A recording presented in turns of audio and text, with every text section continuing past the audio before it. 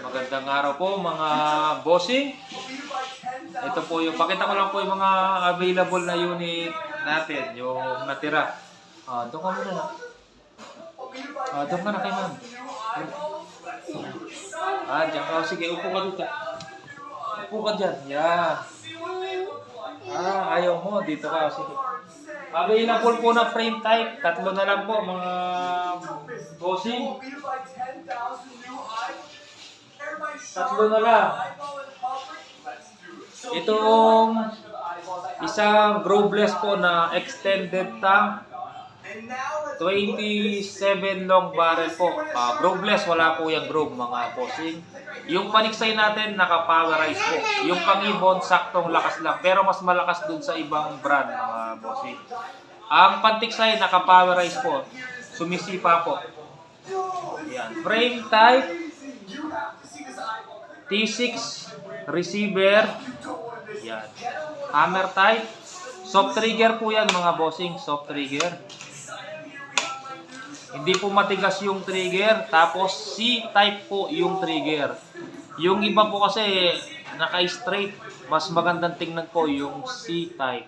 Stainless po yung trigger niya. Trigger guard T6. CNC made po yung hammer niya. Kinat po yan sa water jet mga bossing. Yan. Pa-open mo kay mami. Akin na. Open ko. Sige. Tana ka. Ito. Nakabukas na.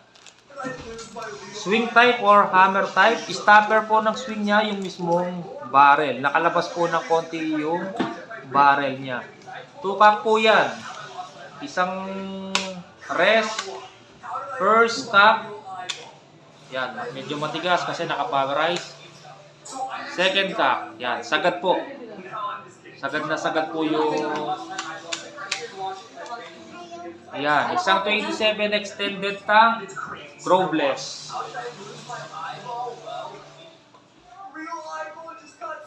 Tapos... Ito pala, may kukuha na. Dalawa na lang pala available mga bossing. Dalawa na lang. Ito po, kakatry ko lang ngayon. Maganda po yung groupings. Gamit yung Astro pellet. Ito po, 24-inch long barrel, long tank. Meron na po siyang abang para sa silencer. Kukunin po ito sa Sunday. Yan. Pag hindi kinuha sa Sunday, yan, ibibigay natin doon sa isang gustong kumuha. Kasi meron pa isang gustong kumuha, kaya lang may kausap na ako, kukunin na daw po sa Sunday. Yan po. Black po, mahogany wood stock, kinulayan lang po ng black color ni Maker. Yan po. Rest, first stock, second stock. Yan. Tapos, dalawa na lang pala. Pag kinuha sa Sunday yung isa, natira po, dalawang growbless. Tsaka itong growbless po na long tank. Dati may grow po to. Kaya lang, kinuha po yung standard tank na growbless. Gusto niya na may grow. Pinagpalit ko po yung barrel. Lapat na lapat po. Kahit pagpalitin yung barrel, saktong-sakto pati po yung counter sunk niya. Yung counter sunk niya o counter sink niya dito, yung butas ng barrel, saktong-sakto din po. Kaya po, napagpalit at kinuha po ng isang buyer yung isang standard tank na growbless, pinalit natin na may grow. Bali yung walang grow, ngayon nandito na po sa long tank. 24-inch long barrel. Ayan. Ito na lang available natin sa frame type. Growbless, 27, 24, long tank, extended tank. Wala pa po kasunod yung mga naghahanap ng frame type na standard tank, unit, and silencer. Wala pa pong available. Hindi po natin alam kung kailan ulit makakaroon. Kasi po, medyo busy po si Maker. Marami po siyang ginagawa. Pero sabi niya, kasunod niyan, ganito din na hammer type pero PCP. Ayan. PCP, mas malaki yung tangke niya pag PCP. T6 po yung gamit na tube tank. Ayan. Baka kasunod PCP po na ganitong model. Tapos meron pa tayong nag-iisang bolt action SPMC brand mga bossing. Bolt action 24-inch long barrel. Meron po itong silencer. 12 rows. SPMC brand. 2 cup. Ayan. Mga nagtatanong yung mga parts. Ito po aluminum. Yung barrel po niya brass, naka-stainless sleeve lang po mga bossing. Tanso po yung loob ng barrel, naka-sleeve lang po siya ng stainless. Mga open side aluminum, bikling o barrel band aluminum. Trigger guard aluminum. Pero yung aluminum nito magandang klase, US din po yan mga bossing. Matigas po yan, hindi kagaya ng mga unang ginagawa. Pag nabasa, parang namumuti, nagkakaroon ng asin. Ito hindi, kasi US po yan. T6 din po yung gamit niya. Tapos yung trigger, aluminum din po mga bossing. Safety lock, stainless. Woodstock, mahogany. Ayan. Yan po yung mga available. PCP, sold out tayo. Meron pala akong isang binubuo. Wala tayong available na PCP. Meron akong binubuo dito. JBC na diesel.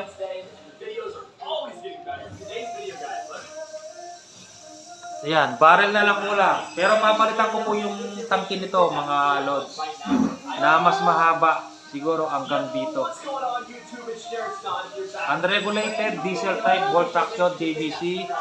Laminated Woodstock. Yan. Yung pansin nyo yung trigger niya parang nakahiga. Pag kinasa yan, tutuwid po mga bossing. Yan. Tutuwid siya ng konti. Pag kinalabit mo, yan, babalik.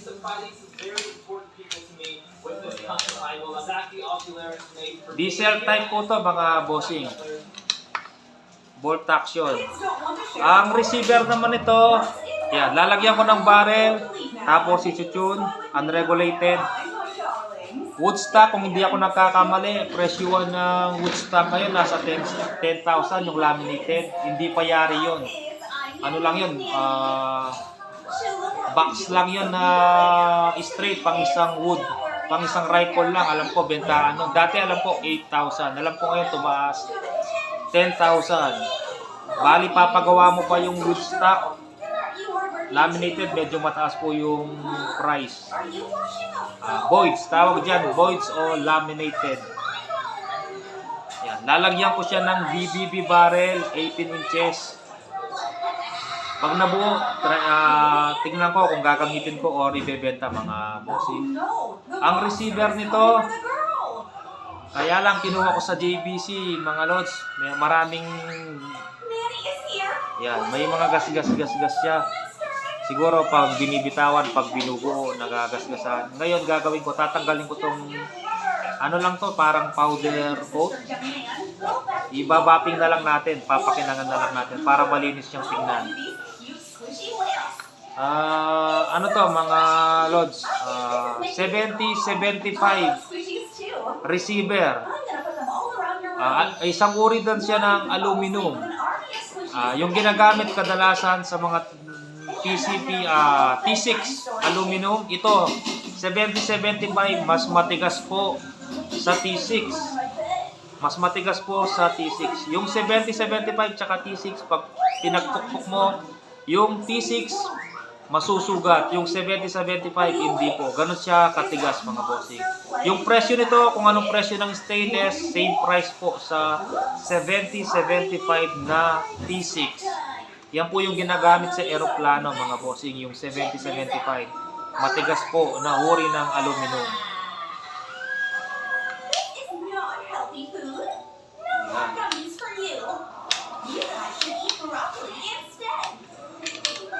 Yan, papalitan natin na mas mahabang takip dito.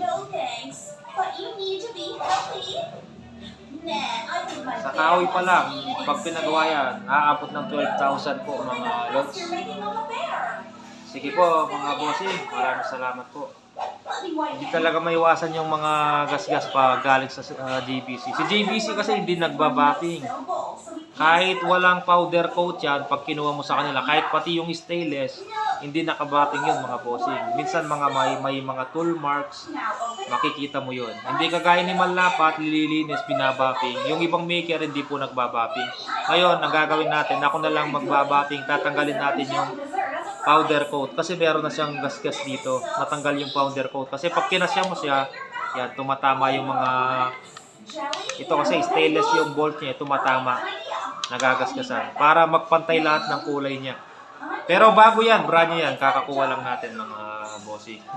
Wala pa nga barrel, hindi pa nga naiputok, walang hangin, kasi wala pang o-ring yung... Kinuha ko to mga bossing, walang tank, ako lang naglagay ng tangke. Na-assemble to sa JVC. Yan, wala lang siyang barrel. Pati bat po, gawa sa JVC. Sige po mga bossing, maraming salamat.